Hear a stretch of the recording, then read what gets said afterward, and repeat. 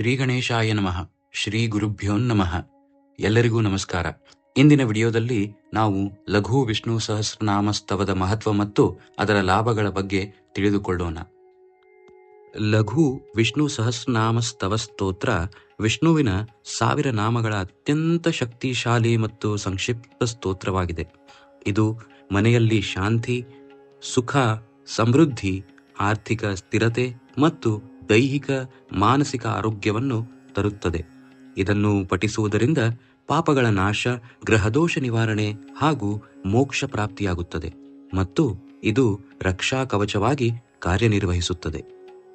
ಬನ್ನಿ, ಭಕ್ತಿ ಭಾವದಿಂದ ಲಘು ವಿಷ್ಣು ಸಹಸ್ರನಾಮ ಸ್ತವವನ್ನು ಪ್ರಾರಂಭಿಸೋಣ.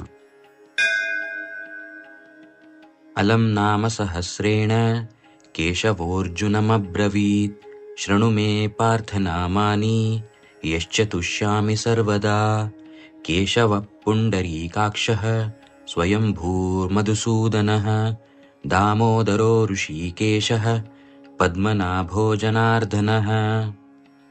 ವಿಶ್ವಕ್ಸೇನೋ ವಾಸುದೇವೋ ಹರಿರ್ನಾರಾಯಣಸ್ತಥಾ ಅನಂತಶ್ಚ ಪ್ರಬೋಧಶ್ಚ ಸತ್ಯಕೃಷ್ಣಸುರೋತ್ತಮಃ ಆದಿಕರ್ತಾ ವರಾಹಶ್ಚ ವೈಕುಂಠೋ ವಿಷ್ಣುರಚ್ಯುತಃ ಶ್ರೀಧರ ಶ್ರೀಪತಿ ಶ್ರೀಮಾನ್ ಪಕ್ಷಿರಾಜಧ್ವಜಸ್ತಥಾ.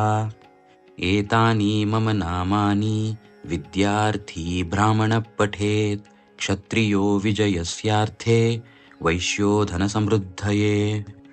ನಾಗ್ನಿರಾಜಭಯಂ ತಸ್ಯ ನ ಚೋರಾತ್ಪನ್ನಗಾದ್ಭಯಂ ರಾಕ್ಷಸೇಭ್ಯೋ ಭಯಂ ನಾಸ್ತಿ ವ್ಯಾಧಿರ್ಭಿರ್ನೈವ ಪೀಡ್ಯತೆ. ಇದಂ ನಾಮ ಸಹಸ್ರಂತು ಕೇಶವೇನೋದ್ಧೃತಂ ಸ್ತವಂ ಉದ್ಧೃತ್ಯ ಚಾರ್ಜುನೇ ದತ್ತಂ ಯುದ್ಧೇ ಶತ್ರುವಿನಾಶನಂ. ಇತಿ ಶ್ರೀ ವಿಷ್ಣುಪುರಾಣೇ ಲಘು ವಿಷ್ಣು ಸಹಸ್ರನಾಮ ಸ್ತವಃ.